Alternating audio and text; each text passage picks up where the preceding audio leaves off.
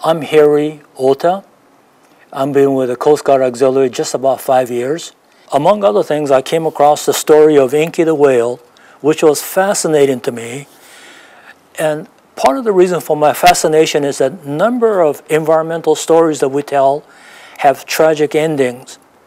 But Inky the whale happens to be one of the stories that's got a happy ending, and that's the reason why it caught my attention. And perhaps maybe I could just briefly go over the booklet with you. Let me read you a beginning of the story. Here it reads, and with pictures, it says, Inky was a young pygmy sperm whale. She was happy living in the ocean, but careless people left litter on the shore and in the water. Inky became very sick one day and got very weak. She drifted to shore and was beached when the tide went out. People found her and decided to try and save her. They called a U.S. Coast Guard helicopter to lift her off the beach. And this, you see the helicopter coming? And fortunately, 2 beach walkers came by and found this pygmy whale. When the litter got into the water, some of it looked just like Inky's favorite food, squid. She ate them just like it was some of the trash. And then Inky was taken by truck to the National Aquarium in Baltimore. Animal doctors there would try to find out why Inky was so sick. The doctors found trash like plastic bags and parts of a balloon in Inky's stomach. The trash blocked her stomach so she could not eat. That was why she was so sick. After her stomach was cleared, Inky began to eat again. She soon started to gain weight, swim around her pool, and produce the ink that she was named for.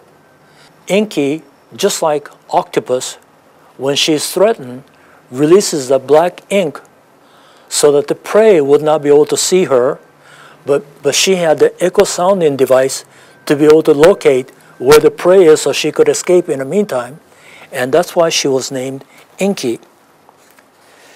Streams, lakes, and rivers flow into the ocean. Litter left near or in those areas can end up in a harmful wildlife like Inky's miles away.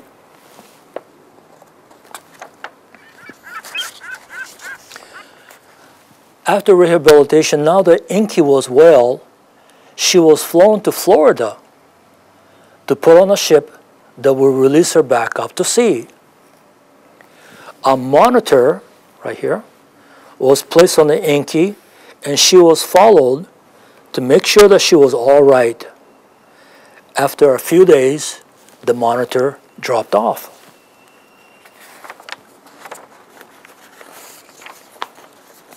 She was just fine. It was time for all her friends on the ship to say goodbye to Inky. They hoped that Inky would not get sick again because of fresh trash still in the water.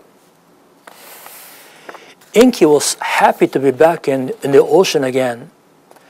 She was soon diving deep for her favorite food. It is up to us to help protect Inky from getting sick again.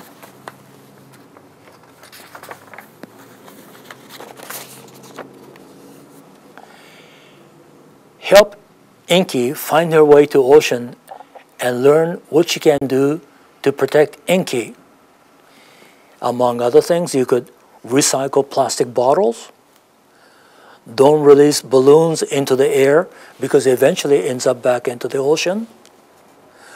Reuse plastic bags in our lunchbox. Put all trash in a trash can. And help clean up a beach in your community. These are the things that we can do to help Inky.